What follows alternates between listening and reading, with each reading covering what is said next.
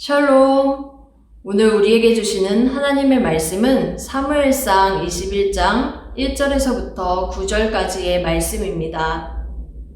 자신을 죽이려는 사울의 의도를 확실하게 한 다윗. 그는 본격적으로 도망자의 삶을 시작하게 됩니다. 다윗은 사울을 이어 이스라엘의 두 번째 왕으로 세워질 인물입니다. 그런 그가 도망을 다녀야 한다는 것이 어울리지는 않습니다. 오늘 21장에서는 다윗의 너무나 절박했던 모습이 담겨 있습니다. 그럼에도 곳곳에 하나님의 인도하심과 보호하심이 있었음을 또한 깨닫습니다. 말씀을 함께 살펴보면서 비록 다윗이 자신의 생명을 위협받는 어려운 순간을 맞았지만 여전히 그를 붙들고 계셨던 하나님을 우리 모두가 만나길 소망합니다. 1절 말씀입니다. 다윗이 노베 가서 제사장 아히멜렉에게 이르니 아히멜렉이 떨며 다윗을 영접하여 그에게 이르되 어찌하여 내가 홀로 있고 함께하는 자가 아무도 없느냐 하니. 다윗은 제사장들의 성읍이라고 불리는 노브로 도망을 옵니다. 거기에는 엘리 가문에 속한 아히멜렉 제사장이 있었고요. 홀로 이곳에 온 다윗, 그를 본 아히멜렉은 자신을 해할지도 모른다는 생각에 떨면서 어찌된 일인지 묻고 있습니다. 그러자 다윗은 거짓말을 합니다. 2절 말씀입니다. 다윗이 제사장 아히멜렉에게 이르되 왕이 내게 이를 명령하고 이르시기를 내가 너를 보내는 것과 내게 명령한 일은 아무것도 사람에게 알리지 말라 하시기로 내가 나의 소년들을 이러이러한 곳으로 오라고 말하였나이다. 사울과 자신의 어그러진 관계에 대해서는 숨기면서 사울이 명령한 일을 비밀리에 감당하러 왔다고 합니다. 이어서 다윗은 자신에게 필요한 것을 요청합니다. 3절과 8절 말씀입니다. 먼저 3절입니다. 이제 당신의 수중에 무엇이 있나이까? 떡 5덩이나 무엇이나 있는 대로 내 손에 주소서 하니. 다음 8절입니다. 여기 당신의 수중에 창이나 칼이 없나이까? 왕의 일이 급함으로 내가 내 칼과 무기를 가지지 못하였나이다 하니. 도망자인 다윗의 입장에서 지금 당장 필요한 것은 먹을 것과 무장할 것이었습니다. 그런데 이 두 가지가 모두 충족이 되죠. 먹을 것은 진설병으로, 무장할 것은 골리앗의 칼로 말입니다. 그렇다면 하나님은 다윗의 눈에 보이는 이 필요만을 아시고 그것만을 공급해 주셨을까요? 여기서 조금 더 나아가 진설병과 골리앗의 칼에 담긴 의미에 대해서 우리가 살펴보면서 다윗과 또한 우리 인생에게 진정 필요한 것이 무엇인지를 보겠습니다. 6절 말씀입니다. 제사장이 그 거룩한 떡을 주었으니 거기는 진설병 곧 여호와 앞에서 물려낸 떡밖에 없었음이라.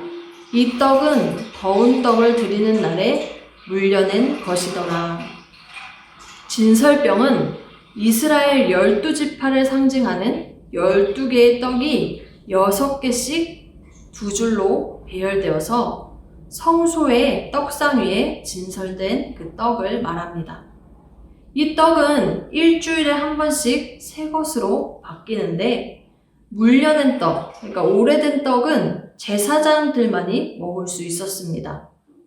이것을 통해서 볼 때 다윗이 이 진설병을 먹을 수 없었다라고 볼 수 있는데 그렇다면 다윗에게 진설병을 준 아히멜렉은 율법을 어긴 것이 되어버립니다. 그러나 이에 대한 책망은 여기에 기록되어 있지 않습니다. 그보다 아히멜렉이 진설병을 다윗에게 준 것은 상징적인 의미를 가지고 있었습니다. 진설병은 하나님 앞에 있었던 것입니다. 이 떡들이 항상 하나님 앞에 있었던 것처럼 다윗의 지금 가는 길이 평탄치 않더라도 언제나 그는 하나님 앞에 있게 될 것입니다. 그렇게 하나님은 다윗과 함께 하시며 그를 인도하실 것을 알려주셨습니다. 결국 다윗에게 필요한 것은 먹을 것까지도 책임져 주시는 하나님의 인도하심이었습니다. 9절 말씀입니다. 제사장이 이르되 내가 엘라 골짜기에서 죽인 블레셋 사람 골리앗의 칼이 고자기에 쌓여 에봇 뒤에 있으니 내가 그것을 가지려거든 가지라. 여기는 그것밖에 다른 것이 없느니라 하는지라. 다윗이 이르되 그 같은 것이 또 없나니 내게 주소서 하더라. 당시에는 전쟁에서 적군으로부터 빼앗은 물건 중에서 중요한 것은 성전에 보관했습니다. 골리앗의 칼, 이 칼은 다윗이 엘라 골짜기 전쟁에서 골리앗을 물리치고 승리의 전리품으로 취했던 것입니다. 그래서 이 칼은 다윗에게 더욱 특별한 의미가 있었고요.